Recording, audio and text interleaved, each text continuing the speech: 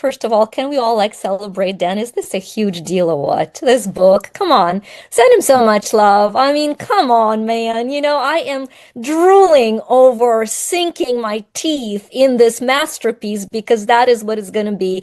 One thing I know about Dan, what Dan touches, he turns to excellence. What Dan touches, he turns to excellence. You want to claim your belief in yourself right here, right now. Give yourself a promise. Put your hand on the heart, the second one on the solar plexus, and say, moving forward, everything I touch, I will turn to excellence. Moving forward, everything I touch, I will turn to excellence. Now, I want to talk to you guys about this whole believe in yourself thing because, Dan kind of beautifully said there's a spiritual part of us and there's a human part of us. Let me tell you, those are not always friendly. Those are not always friendly. There's a little bit minor conflict that we describe as self-sabotage. And in a solution to that conflict lies the level of your self-belief. In a solution to the conflict between the little am, when I say I am me, I say I am me, there is a little am. That little am is the mortal matter that manifests materially. Last time I checked, I like food with my meals. I mean, I'm just really human. My mortal matter likes to manifest material food. And yet in that me, there is also a big E, and that is the eternal energy, the essence of expansion. So going forward in a self-belief paradigm, when you say to yourself, I am me, you're reminding the beautiful, powerful duality. There is a part of you that is mortal matter that manifests materially. There is a part of you that is eternal energy, the essence of expansion. And each one of those has a voice. Many years ago, a client whose name she allowed me to share, Stephanie Cruz came to me and she said, I'm so overwhelmed because I tend to overcommit. Anybody here either shies commitment or overcommits because if they commit, they self-sacrifice. Yes, commitment. If I commit to work, then I'm not as committed to my personal well-being and life. Then working out or adventure is gone astray. Or if I'm having a good time, then business tanks. So it's interesting. She said, I am really, overcommit for sure from candor. Amazing. So overcommit, undercommit. So I was going to just sit down with Stephanie and say, hey, let me tell you the good old habit of commitment. But what came through became a huge pivot point. What came through was, no. You already committed. You're just committed to a scared part of you. You see, the mortal matter, the little m, has one job: to keep us scared. Because if we're scared, we're surviving, we're cautious. It is keeping us alive. And yet there is a big E, a much gentler, quieter voice. It is a sacred part of you. It's interesting, in English language, which, by the way, the accent is Ukrainian. This is my fourth language. So release the judgment, send a lot of love here, okay? In English language, scared and sacred have the same letters. The only letter that is shift is a letter C. I call it the C of commitment. So your belief in yourself lies in a daily shift of commitment. Are you going to listen to the scared, self-sabotaging part of you? Or are you going to listen to the sacred, nourishing, peaceful part of you? You see, you don't lack commitment. All of us are perfectly committed 24/7 to one of those two parts. Now, this is how it works in sales. When you're in your scared self, you have this great idea, great product. You're like, imagine you have like a piece of light, because that is what it is. Like you have a flashlight. And when you have a flashlight, you want everybody to see, right? So you got to share the product as a service. You're going to tell everybody. And what do we do with that flashlight? We run to the person and we shine them right in the eyes. Like, can't you see?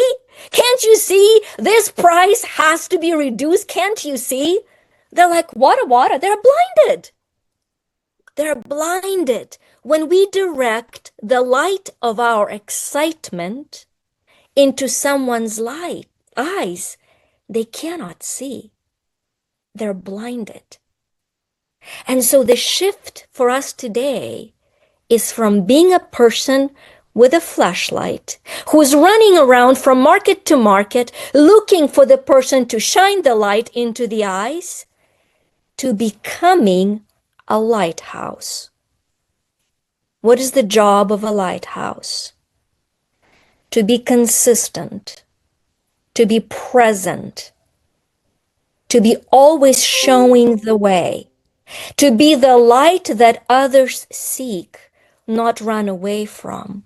How do you today commit to becoming a lighthouse through belief in yourself?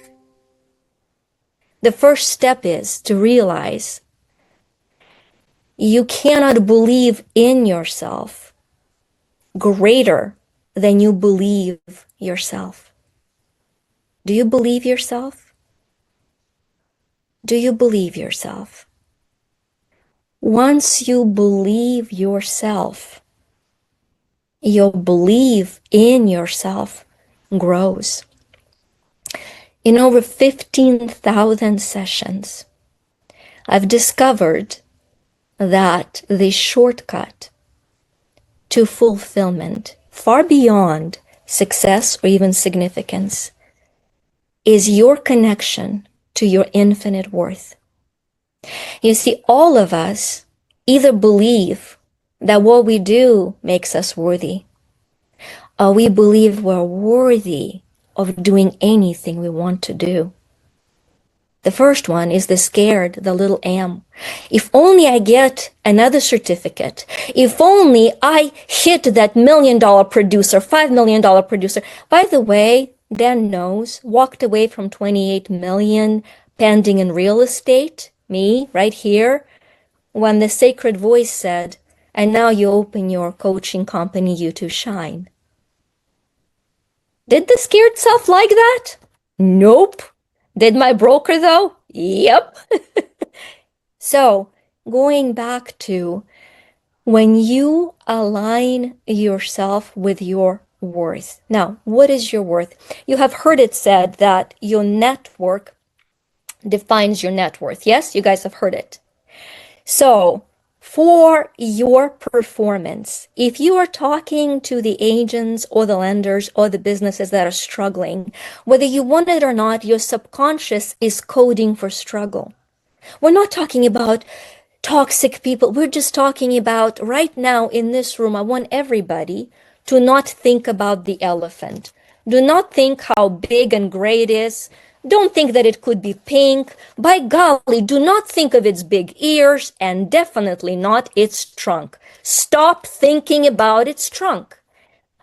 How did we do? Our subconscious is so easily coded. It cannot help itself to absorb what it observes. What you observe, you absorb. If you observe low self-belief, you absorb doubt. If you observe confidence and radiance, you absorb confidence and radiance. Your first practical step for your self-belief and worth, who are the 5 people in your life that you admire because they never change who they are? Because a person who changes who they are is a person that doubts themselves and seeks to please. Surround yourself with those people. Gain the confidence. Who are the people who are producing at the level you want to produce without sacrificing who they are? This is so important because you cannot align yourself with a certain profit if it jeopardizes parts of your soul. You will self-sabotage relentlessly if your soul has a price of profit. So Dan's amazing book will give you the steps of self-belief. When you look at them, you can actually, I can see this myself only, I change behavior, not my core of who I am. Absolutely, Lolly. So you do not change who you are, right? This is your infinite worth. You change the way you are seen by continually shifting your weaknesses into strengths. Now, I wanted to talk about two aspects. Dan, how am I doing for time? Oh, you're doing good. You're doing good. Maybe another 5 or so minutes. I got some Amazing. questions for you also, Okay, amazing. Thank you. but I can do the So, questions after the 5 or so minutes. So you're all good. right, 5 minutes it is. She controls quantum time. How about we deliver 30 minutes in 5 minutes? Challenge accepted. Let's do this. Okay, so you guys, um, we cannot help but answer a question. The fastest way to shift your perception of your own worth is by changing the quality of your questions. Now, here is such a juicy little piece of information. You know how I define little m as mortal matter that manifests materially, scared about other opinions and everything else? Think about English language. When we doubt ourselves, what do we say? What's the matter with me? Yep, you're now at the level of the matter. Do I even matter? Right?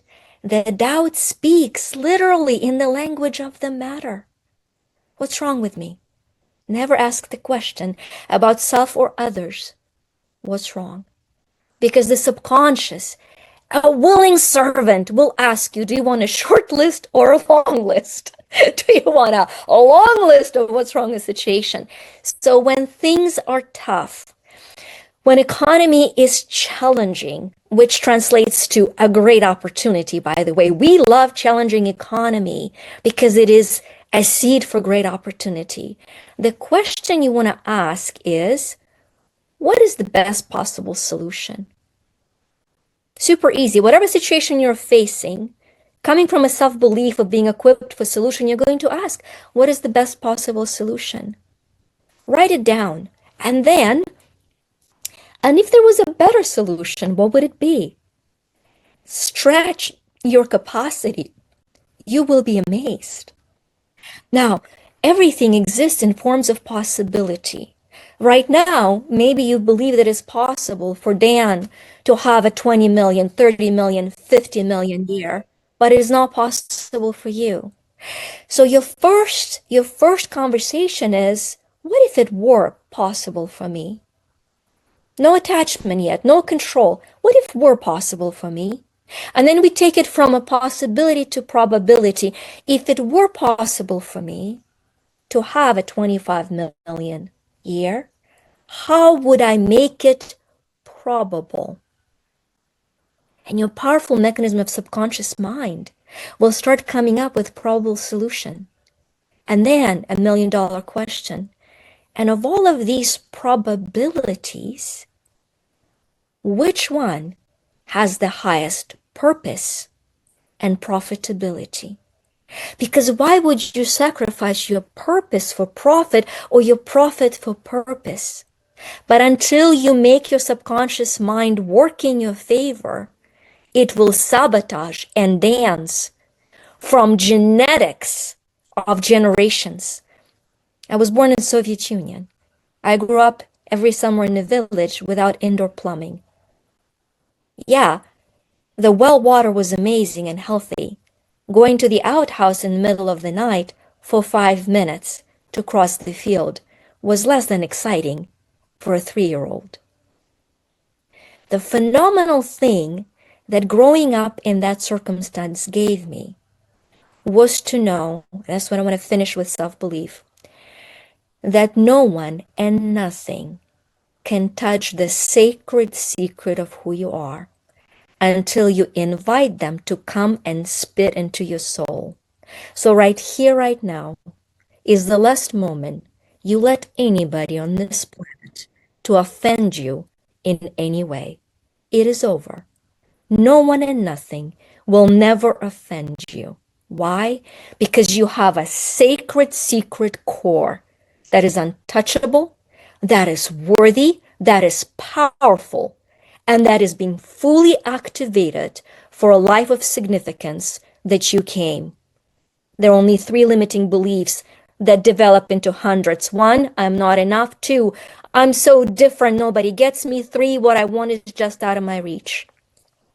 When you understand those are three lies, and you understand you were created different to make a difference, and that makes you more than enough, and everything you need is always right there for you, waiting for the right question to ask, which is, what is the highest probability with highest profitability and purpose? What is that one action I am to take right now? You then start trusting yourself by taking action, and the belief in yourself grows exponentially. And that is a wrap, Mr. Roshan. Thank you, Dr. Rader. Doctor. That's a doctor. You know, we have another presenter. I recognized this as you were talking, and I saw him join us, Yuri, who's actually in Ukraine. And so I didn't realize that there was that connection today. Vika, I've got a couple questions for you. Before I ask your questions, I want to share with the audience some observations that I made from your conversation, from your talk. And I'm going to give you guys a summary, and hopefully you took notes as well. And if you didn't take notes, here's your opportunity to take notes right now. And then throughout the rest of the presentation, I'm going to encourage for you to do so. Remember, I told you I got, like a whole bunch of these. It comes from conversations like this. So what I heard from Victoria is to believe yourself.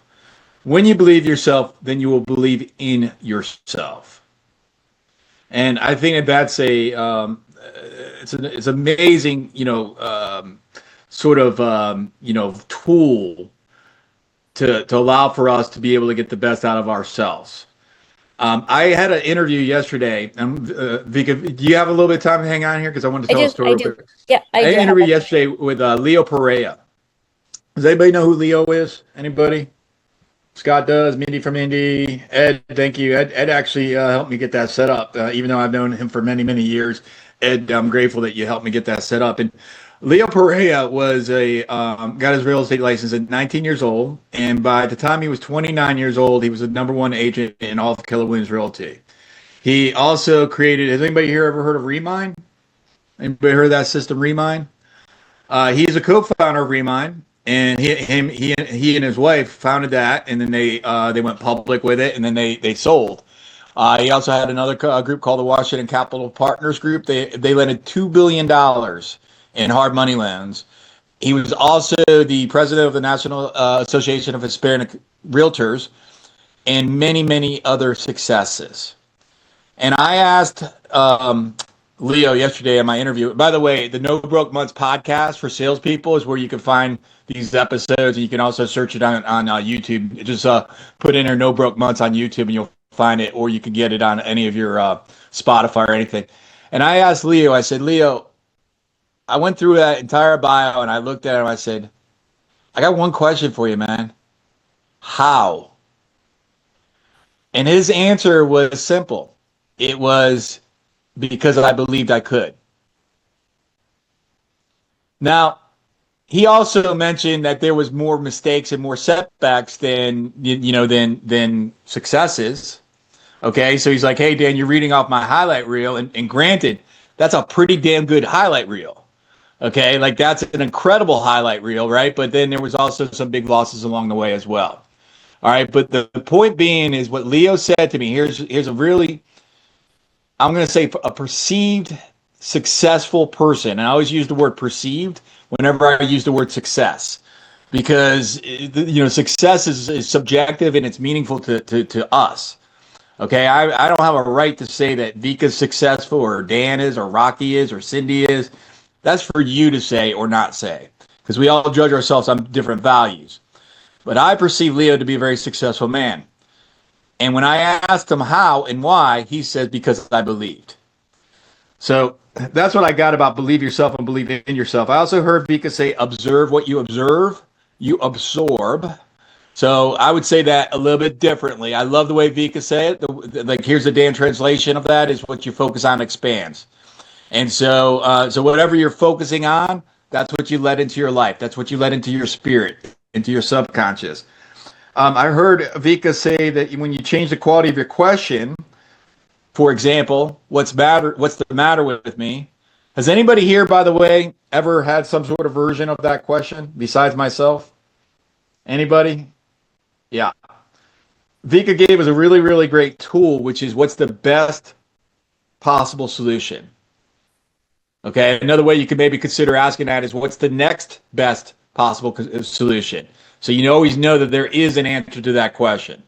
And if you come up with any answer that says something like, I don't know, then ask a follow up question, which would be, well, if you did know, what would the answer be? And that's another way to be able to framework that as well. Now, Vika, I've got a couple questions for you. First of all, so you have, when I met you, you were a real estate agent. How long ago was that? I actually just came out. You met me at 2014 because I joined BNI because I left the real estate. Yeah. That was right in that period. 10, 11 years ago. Woohoo, 11, master number. Hey, Dan, this just comes in so loudly, and I'm very guided, so I'm going to share this because somebody today is going to benefit from it so much. With what you're sharing, with the whole success failure ratio and so forth and so on, I think there is such a misunderstanding and misuse of the law of attraction. It's become crack, people are looking to manifest and to attract. For somebody today who just really needs to hear it, the laws are the laws are the laws, and there's a law of magnetism. And the law of magnetism demands to attract and to repel at the same way. If you cannot attract something into your life, like clients or success, it's because you are not allowing for life to repel things or people out of your life. You're trying to hold on for your dear life to what is, and you cannot. And that is the misnomer of the law of attraction. And so when you look at a successful person, it is a person who is happy to be rejected because they know that every rejection propels them to a greater height of success. That, my friend, defines you. You celebrate rejection with the same energy of a win as you do attraction. And I think it's become so consciously unconsciously competent for you that I wanted to comment on that and explain that to people. What I just heard Vika say is, man, you suck, Dan. You have a whole bunch of failures. It's not what you heard. It's not what you heard. Okay, who are the people in our life that you admire that, okay, I got you here, Vika. Yeah, it's huge. Be as happily rejected as you are accepted, and you become unstoppable. Well, let's go back to that. Let's talk about that for a few minutes, and then I've got to move on to topics, but I think it's useful here because I go through this in the book where I talk about self-doubt, lacking the confidence that can prevent you from even starting the sales process or stop you from, even worse than that, reaching your potential. Right. And so, for me, I don't even recognize rejection. I look at rejection. Okay, let me give you an example. I was published in where was I published yesterday? I should probably know this. One of the I should probably know this, right? I was published in a magazine yesterday, a big website, a real estate website. I'll figure that out after break. I'll let you guys know where that if you want to check out the article. But I made a declaration about 2 weeks ago. I said, you know what? I'm an author. I want to write. So what if I write for other, what if I contact Inman? What if I contact Riz Media? What if I contact Housing Wire and all these different venues? So I reached out to around 20 different venues. And do you know how many either zeros or chirps I got from 20 outreaches?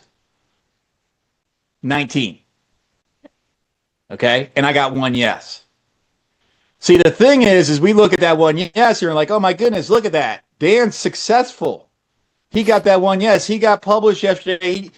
He's so successful, he doesn't even know who the hell published him yesterday, right? Like, that's something I should know. But that being the case, it's the rejections that most of us don't see. My recommendation for this, and Vic, I'd like to hear your thoughts on this, is when you get rejected, well, I would say I don't actually feel failure. I don't actually feel rejection. I either learn from it or I ignore it, or I understand it as a part of the process. Okay. If it's an early on rejection or something that's new to me, like those 20 people I outreach, that's new to me. So I'm going to look at the 19 that rejected me and say, well, can I take a different approach? Can I reach out to them on LinkedIn rather than send them a cold email? Can I go to their website and apply? Who do I know that knows of somebody that can introduce me to somebody? Right. So initially, when you're getting started with something that's new and you get the rejection, use it as feedback. But once you get skilled at something and you're like, I'm doing this every day and I know what I'm doing. And yeah, there's always room for improvement, but I think I got this probably 95% of the way that I'm pretty sure that I know how to do this. At that point, it's just like, I don't even notice the rejection. I just recognize it as a part of the process and it's just next. Vika, what are your thoughts on that? Because you always give me such great feedback. Yeah, I think that it's very important that the moment you stop taking things personally, you excel professionally. And so I'll give you an example for since we're talking obviously about real estate. Whenever I would come to a listing that was not a referral, was a cold lead listing, and they were looking for somebody who could give them the most unrealistic price, I actually would not waste my time on handling objections. Why? I can tell you why. Because I figured somebody else will massage them into a perfect client for me. So what I would say is, I only work with the most optimal and maximum market sales price, not a wishful, unrealistic one. Now, when you do choose to go with an agent who promises you what I know for a fact the market cannot support, when your home is on the market for 3 months, please do yourself a favor. Take it off the market and bring me in, because on the fourth month, I will no longer take it because we will need to lower it by 25%. So this is the most miraculous thing that has worked for me like magic, because people would sign only 3 month agreement and they were pre-programmed to watch. And then I would march in with a market price, sell. My average day on the market for my listings was 2 weeks. Why? Because the price was optimally, maximally priced. And so if you see a rejection not as a personal, I need to overcome, I need to prove, I need to fight, and now I'm sorry to say it out loud, now you have a pain in the ass client because you need to keep massaging them continually. They rejected you. You say, great. When your unrealistic expectation goes belly up, I will be there. And now you come in as a savior. And the relationship is very different. You are now the expert, not somebody who begged for their business. You're somebody who left a window for them to work with you. So that was always my approach. And the closing rate on those was my very last deal that I closed. I called him a return seller, was a return seller.